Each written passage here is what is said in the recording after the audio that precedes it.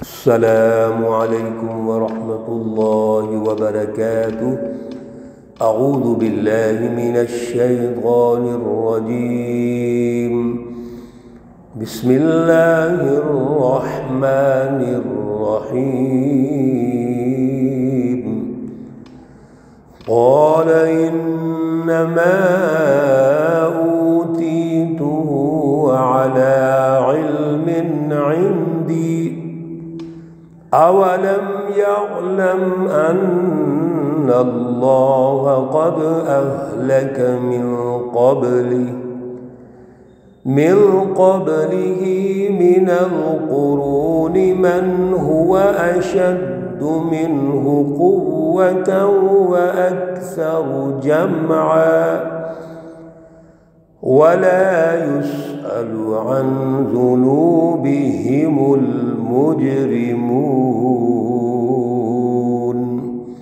صدق اللہ العلی العظیم۔ اللہم صل علی سیدنا ومولانا محمد النبی الأمی وعلى آلہ واصحابہ وبارک وسلم وصلی علیہ۔ معزز سامعین و سامعات، سورۃ القصص پارہ نمبر 20 آیات مقدسہ نمبر 78، 79 اور 80 ہیں۔ اللہ رب العزت ان آیات کا فہم اور شعور عطا فرمائیں اور عمل کی توفیق اور صلاحیت عطا فرمائیں۔ گزشتہ درس میں اللہ رب العزت نے حضرت موسیٰ علیہ السلام کی برادری، آپ کی قوم میں سے ایک شخص قارون کی سوچ، اس کی جو ذہنیت ہے، مائنڈ سیٹ ہے، اس کو ارشاد فرما کر ہمیں دو چیزوں کی رہنمائی ارشاد فرمائی۔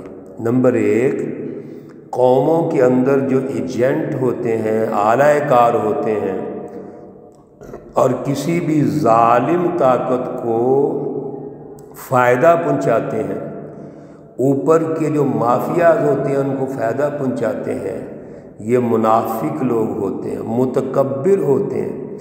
ایکچولی ان کی جو سوچ ہے وہ انہی کی ہوتی ہے جو ظالم حکمران ہیں، ظالم مافیا ہے، پریشر گروپ ہیں۔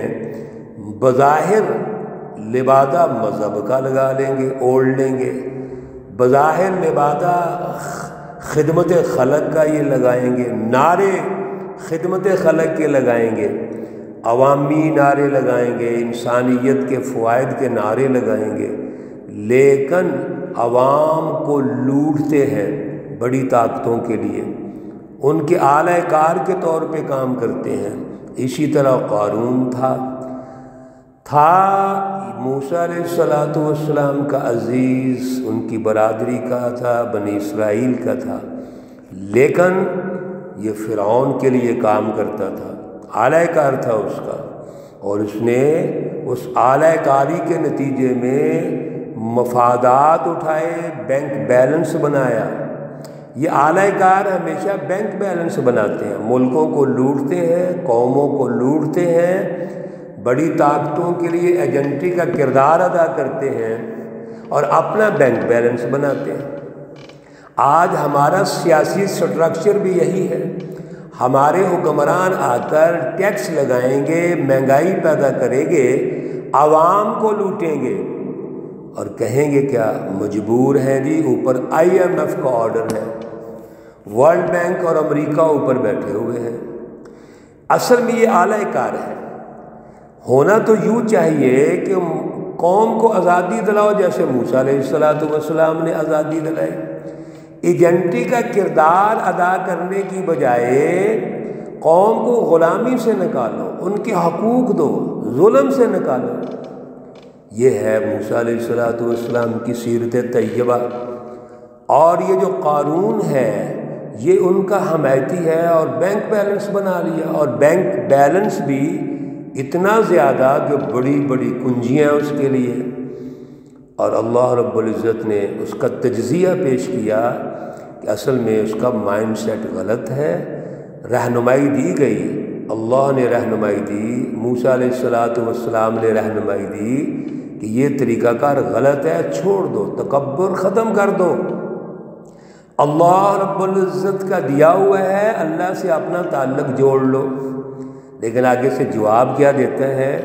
آیت مقدسہ نمبر 78، قال، کہنے لگا، انما اوتیتہ علی علم عندی، یہ جو مجھے دیا گیا ہے مال اور ہنر جو میرے پاس ہے، تو یہ تو میری طرف سے ہے۔ میرے پاس اگر مال ہے اور میں نے کمایا ہے، اس کی جتنی بھی حکمت عملی وہ میں نے خود بنائی ہے۔ میرے پاس ہنر ہے، علم ہے، جدید علوم ہیں، یعنی جتنے بھی منافقانہ پالیسیاں ہیں، اعلی کار کی پالیسیاں ہیں، انفرادی ذاتی اغراض ہیں، خواہشات ہیں، ان کو وہ علم سمجھ رہا ہے، ہنر سمجھ رہا ہے۔ اولم یعلم ان اللہ، اور بے وقوف اتنا ہے یہ جانتا نہیں ہے، کیا یہ جانتا نہیں؟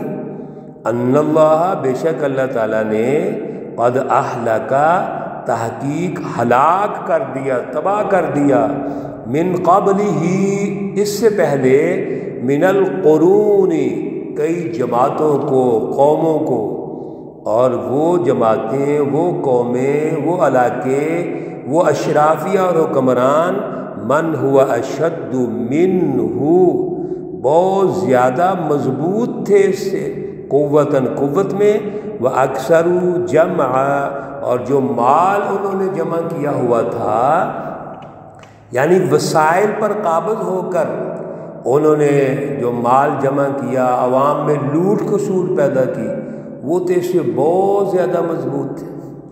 ظاہر فرعون جو تھا وہ اس سے مضبوط تھا، لیکن فرعون کا انجام کیا ہوا؟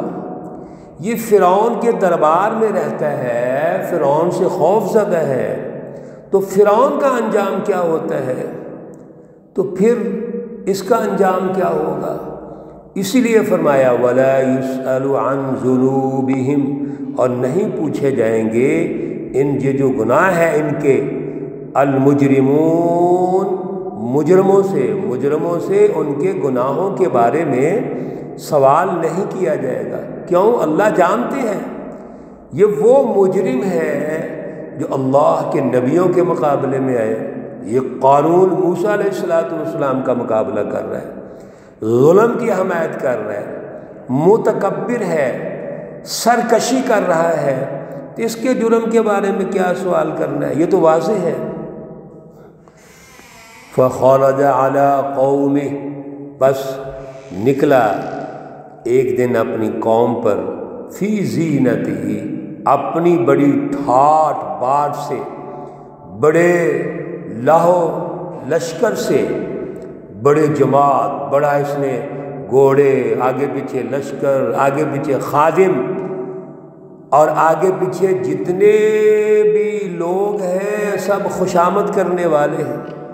ایک دن نکلتے ہیں، قال الذین، کہا ان لوگوں نے، یریدون الحیات الدنیا، جو دنیا کی زندگی کے طلبگار ہیں، دنیا کی زندگی کے خواہش مند ہیں، دنیا دار لوگ، یا لیت لنا، کاش ہم بھی ایسے ہوتے، ہم کو بھی ایسے ملتا، مثل ما اوتی قارون، جیسا کہ قارون کو ملا ہے۔ جیسے ہم جب کسی سرمایہ دار کو دیکھتے ہیں، بڑے آدمی کو دیکھتے ہیں، تو پھر ہمارے دل میں بھی خواہش پیدا ہوتی ہے۔ کمزور ایمان والے، کمزور عقیدے والے، کمزور نظریے اور سوچ والے جب کسی دنیا دار کو دیکھیں گے، حاکم کو دیکھیں گے جو بالا تر اور بالا دست ہوتے ہیں، بے شک ظلم کی وجہ سے کیوں نہ ہو، تو ان کے دل میں خواہش پیدا ہوتی ہے، کاش ہمارے پاس بھی دولت ہوتی، ہمارے پاس بھی عہدہ ہوتا، ہم بھی کسی بڑے عہدے پر فائز ہوتے، بڑے افسر ہوتے، وزیر اعلیٰ ہوتے، وزیر اعظم ہوتے، ہم یعنی کسی ایسے بڑے انتظامی عہدے پہ فائز ہوتے کہ ہم بھی فائدہ اٹھاتے، ہماری بھی ٹھاٹ باٹ ہوتی۔ دیکھو کتنا خوبصورت اللہ نے تجزیہ پیش کیا ہے۔ آج کے دور میں بھی یہ ایک گروہ موجود ہے جو ان اعلی کار طبقات کو دیکھ کے نعرے لگاتا ہے، ان کی تائید کرتا ہے، اور اللہ معاف کرے مذہبی طور پر ایک گروہ ایسا ہے جو ان کے ظلم کا جو چھینا ہوا مال ہے، ظلم کرتے کرتے، حقوق سلب کرتے کرتے جو مال چھینا، بینک بیلنس بنایا اور کچھ تھوڑا بہت مدرسوں کو دے دیا، مسجدوں کو دے دیا، حج عمرہ کر لیا، تو ہمارے مذہبی لوگ ان کے گیت گاتے ہیں، ان کی تعریفیں کرتے ہیں۔ او بھائی دیکھنا یہ ہے کہ یہ مال آیا کہاں سے ہے؟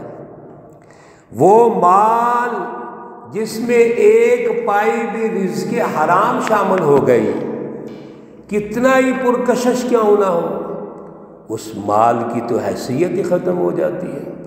اس مال سے جو عبادت کرتے ہیں وہ عبادت قبول نہیں ہوتی۔ ایک حرام کا لقمہ کھانے سے 40 دن کی عبادت قبول نہیں ہوتی۔ اور پھر ایک حدیث مبارکہ رسول اللہ صلی اللہ علیہ وسلم نے فرمایا، ایک شخص حج کے لیے جاتا ہے، بڑا لمبا سفر کرتا ہے، پیسے خرچ کرتا ہے، تکلیف اٹھاتا ہے، اور اللہ کے گھر میں بیت اللہ شریف کے سامنے کھڑے ہو کر ہاتھ اٹھا کر دعا کرتا ہے، یا اللہ میری فلاں دعا ہے وہ قبول فرما لے، میری فلاں حاجت ہے وہ قبول اور منظور فرما لے، لیکن وَمَطْعَمُهُ حرام، اس کا کھانا حرام کا ہے، وَمَشْرَبُهُ حرام، اس کا پینا حرام کا ہے، وَمَلْبَسُهُ حرام، اس کا لباس حرام کا ہے، فَأَنَّى يُسْتَجَابَ لَهُ، اس کی دعا کیسے قبول ہوگی؟ حرام کمائی کے نتیجے کی دعا کیسے قبول ہوتی ہے؟ تو قارون بھی ایسے ہی تھا، اور اس کو دیکھ کر جو دنیا دار اپنے اندر لالچ پیدا کر رہے ہیں، خواہش پیدا کر رہے ہیں کہ کاش ہم بھی ایسے ہوتے۔ اِنَّهُ لَذُو حَظٍّ عَظِيمٍ، یہ ایسے لوگ کیا کہتے ہیں اس بڑے حکمران کے بارے میں، ٹھاٹھ باٹھ والے کے بارے میں کیا کہتے ہیں کہ بے شک اس کی تو بہت بڑی قسمت ہے، یہ تو بڑی قسمت والا ہے، اللہ نے اس کو بڑا نوازا ہے، اللہ کی یہ دین ہے جو اللہ نے اس کو اتنا کچھ دے دیا ہے۔ بالکل آج وہ مائنڈ سیٹ موجود ہے، تو وہ جتنے بھی یہ ظالم حکمران ہوتے ہیں ہم ان کے پیچھے نعرے لگاتے ہیں اور بالآخر کہتے ہیں اللہ کی دین ہے۔ یہ اللہ کی کتنی دین ہے آپ اللہ کی رہنمائی میں خود سن رہے ہیں۔ یہ تجزیہ اللہ پیش کر رہے ہیں کہ دنیا دار لوگ اس کو کتنا خوش قسمت سمجھتے ہیں، لیکن وہ خوش قسمت نہیں ہے۔ قارون کے بارے میں اللہ نے جو سچی رہنمائی ارشاد فرما دی ہے، اس کو میرے عزیزو سمجھو اور دور حاضر کا درست تجزیہ پیش کرو آج کے حکمرانوں کے بارے میں، آج کے جو بڑے بڑے قائد اور لیڈر بنے پھرتے ہیں ان کے بارے میں، اور جو اعلی کار کے طور پر ایجنٹیوں کا کردار ادا کرتے ہیں بڑی طاقتوں کے لیے، ان کے بارے میں غور و فکر کیجیے۔ اللہ ہمیں شعور اور اعلیٰ نظریہ عطا فرمائے۔ آخر میں جب دعا ہوتی ہے تو یقیناً شامل ہونا چاہیے، ہمیں آمین کہنی چاہیے۔ یہ دعا سب کے لیے ہوتی ہے۔ اللہ رب العزت تمام مرحومین و مرحومات کو جنت الفردوس میں اعلیٰ مقام عطا فرمائیں۔ اللہ رب العزت تمام بیماروں کو شفائے کاملہ عاجلہ مستمرہ عطا فرمائیں۔